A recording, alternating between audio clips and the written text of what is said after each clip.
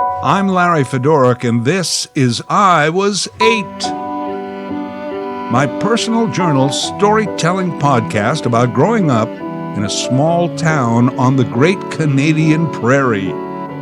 Not only is this the last episode of Season 5, but it's the final episode of the series finale. This marks 65 chapters in the I Was 8 saga. And let me say one last time, some of the names have been changed. Timelines bend a little, but all of these stories are true. I Was 8, The Lost Episodes. Number 13, The Year of Awareness. Didn't know a lot about divorce when I was 8. Number 1, we were Catholic. It wasn't allowed. The church was like the ultimate parent. You can't do that. Why? Because I said so. Ah, well, yes, once you put it that way. Thanks for explaining. When I say we were Catholic, Mom was Catholic. Her family was Catholic. Dad's family were members of the Church of 20th Century Heathens. After Mom and Dad married, Dad did his best to become Catholic, went to church every month or so. Dad mostly prayed outside the church, asking God to give him the ace during the card games, and asking God to damn the other person because they got the ace instead. Despite Dad's spotty church attendance record, we were a Catholic family, and though divorce is not mentioned among the 10 Commandments, it's definitely an amendment to their Constitution. I wasn't exactly sure what it was, but I thought it was pretty much the opposite of marriage. Marriage over, go your separate ways. Game called on account of rain. Far be it from me as an 8-year-old to understand the dynamics of a husband and wife relationship, but by my view, everyone I came across seemed to get along fairly well. Well, there was my dad's sister, Auntie Alice. She was married to a guy with the greatest name ever. Johnny Kilden. Johnny Kilden. Don't remember him well, but always remembered the name. Sounds like the bad guy in a Western, doesn't it? Well, apparently Johnny Kilden was the bad guy in the relationship, and Auntie Alice was now with some other guy. Divorced? I don't know. She lived far away. It didn't come up that often. Found out later there was also a marriage that didn't work out on my mom's side of the family. But they too lived far away, so divorced? Maybe. Divorce rates were low in the day. Under 20% of marriages ended in divorce. Today it's like over 50%. With 16 kids between the two families and only 2 failed marriages, in my extended family circle, well, they were well below the national average. As I said, most everyone seemed okay together. And on TV, everyone was happily married. And isn't that what really matters? Over the years, I've become fascinated with my parents' relationship, with how a member of the Church of 20th Century Heathens managed to infiltrate the Catholic system, or how a laborer with a grade 6 education managed to enrapture a college-educated school teacher. But, you can drive yourself crazy figuring out how people get together and why. They did. I was the byproduct. And for a good part of my first 8 years in this arrangement, things were going fairly well. There were ups and downs, a few disagreements, but largely, I kept my folks in line. What I didn't notice and only remembered later, that by the time I was 8, there were fewer and fewer conversations between my parents, and when there were, they were usually about me. Larry needs to go to the dentist. Larry needs some new shoes. Larry got an A in spelling. Well, okay, not that last one. They never talked about that. I just wanted to mention that I got an A in spelling. Up to that point, I was still an only child. Both parents worked different hours. I was alone a lot. Didn't mind that, actually enjoyed it. And the three of us together was a rare occasion. They were brief moments, increasing silence, which, by the way, I was also quite comfortable with. I had a lot of important things to think about, and talking would only interrupt my train of thought. If I was old enough to shave, could I use the gum that comes with baseball cards? 'Cause it seems like it would be sharp enough. Roy Rogers is a Western, but his friend Pat Brady drives a Jeep. If they have cars, why does Roy still ride a horse? And the bad guys have horses too. Why don't they just get Jeeps? How come horses get shoes, but not cows? Or pigs? Well, I guess they'd need rubber boots. I wish I could shrink myself down small enough to actually drive my dinky toy Oldsmobile. Ooh, that would be fun. Is Pep cereal made from Pepsi? Is that why we never buy Pep cereal? If you can throw a football, how come you're not allowed to kick a handball? Can Tarzan play the banjo? If Tarzan and Robin Hood lived in the same forest. Larry, finish your supper so I can clear the table. What? Nothing? Yes, I will. Yeah, silence was fine, but soon enough, the silence began to escalate into tension. The differences between Mom and Dad seemed to be accentuated, while what they had in common, me, remained the same. Tension was actually louder than silence. It was usually as a result of one of my parents screwing up, Dad, and the other parent calling them on it.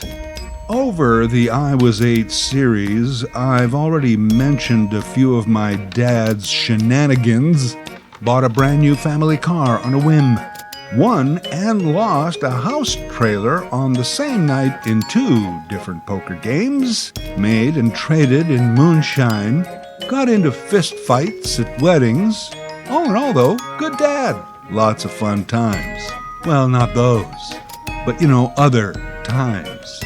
His most recent infractions were nowhere near as egregious as those, but still, Dad was in the doghouse a lot.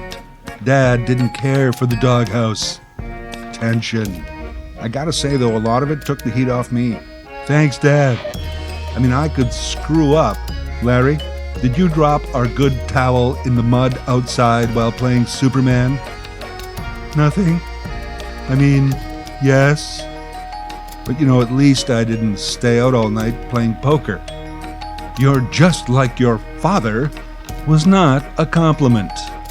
Tension around the house eventually faded, but was substituted by impending doom. To recap, differences, silence, infractions, tension. Impending doom. Impending doom. Oh, sorry, let me turn this thing off. That's better. Impending doom came in the form of more frequent arguments.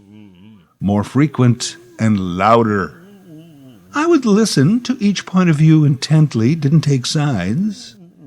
And once I was convinced this was probably going nowhere, I learned to ignore it. Just go outside and play, or turn up the TV, where everyone was happily married. The next day was usually a bit calmer, and the previous day's debate was never mentioned or talked about in any fashion. And then, in days after, rinse, lather, repeat. The doom disagreements usually came late at night. Dad worked as a bartender in our small town. Last call on a weeknight was like 11. You had till about 11:30 to drink up. Then Dad tidied up, balanced the till, 5-minute drive home. The back door creaked open sometime around midnight. If it did, it was all good. But if it became 1 or 2 or 3 and still no Dad, Mom would sit awake in the dark in the kitchen with a rolling pin. Well, that's a stereotype. She didn't have a rolling pin. I think it was a spatula. I don't think she ever spatulaed Pops. She just wielded it. "Where were you?" she would yell. "You're supposed to be home at midnight." Well, it wasn't Christmas, so I guess midnight mass was not a likely excuse. Dad didn't feel he had to report in constantly, and then the voices carried. I had learned to sleep light, or at the very least, set some sort of mental alarm for midnight. If I heard the back door, then muffled voices from the kitchen, all good, go back to sleep. If not, I stayed awake, waited for the sound of the car and the impending verbal battle. When it got bad, I'd run downstairs in my pajamas and try and mediate. "That's it, I'm out of here." "Dad, no, don't go, stay here, Dad." Usually I was successful in negotiating a truce. If this all sounds sad and traumatic, I guess it was. But at the time, I just took it as doing my job. Keeping the folks in line, like I said. It was tiring. Exhausting, actually. Failure was not an option, and that's what bothered me most. That was the doom, that one day I could not bring about a truce, and it would be over. Divorce. Dad would go live somewhere else, or Mom would. How would that work? Where would I live? Would it still be at this house? What about my stuff? Who gets the TV? Maybe I'd have to go back to the farm and live with my grandparents. Would I ever see Mom and Dad again? What is divorce exactly? This weighed heavily on me for weeks and months. I couldn't ask my parents about it. I couldn't talk to my friends about it. That was too embarrassing. I still made the effort when the fights happened, but it was getting tougher and tougher to keep the peace.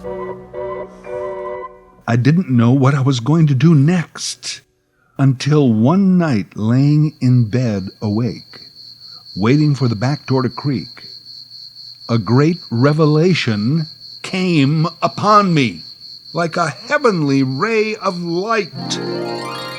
A new awareness, an awareness that brought me a sudden calm. I knew exactly what to do. I gave up. Perfect. Giving up. The perfect thing. I mean, just what was it I was trying to save here? This? This wasn't worth saving. I worked it all out in my head within the next 10 minutes. Let's say I lived somewhere with Dad. Positives. I'd always have money. Dad was an easy mark for some extra loose change. I could pretty much drink all the Pepsis I wanted. Dad didn't care if I took my bath or if my shirt was tucked in for school. On the other hand, the negatives. I'd probably have to do more of the cooking, learn how to stay clean and healthy by myself. I can do that. I know how to use a stove and a washing machine. So say I live with Mom. I'd be clean, do my homework, and eat my vegetables. She'd see to that. But probably no super fun don't tell your mother adventures like with Dad. So I'd have to take care of those on my own. If I end up back on the farm, well, I know how to do that. Probably have to take the bus to school, though. Oh well, whatever. Different scenarios, pros, cons, benefits, challenges. Worked it all out. It was liberating. I felt free. Mom, Dad, settle down or don't. Doesn't matter to me. I have a plan. With that, I drifted off. Had the best sleep I'd had in months. Didn't hear the back door, don't know if there was a debate that night or not, 'cause I slept. In the morning, refreshed and relaxed. You might be saying, well, Larry, as a child, that was your coping mechanism. Yeah, sure. Yes, no, maybe, I don't know. You're the doctor. I just know that giving up worked. I remember seeing a Charlie Brown cartoon where Charlie said, "No problem is so big or so complicated that it can't be run away from." My kind of guy, that Charlie. Here's another one. Grant me the strength to accept the things I cannot change, the courage to change the things I can, and the wisdom to know when to mind my own beeswax. It became my year of awareness, changed my childhood and my life forever. The blissful times that followed were a blur. Before I knew it, I was 9.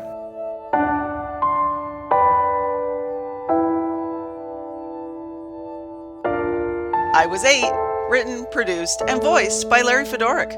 Coming soon, later that same life. More stories by Larry Fedoruk. Be sure to visit the I Was 8 YouTube channel and reach out to Larry, LarryFedoruk37 @gmail.com.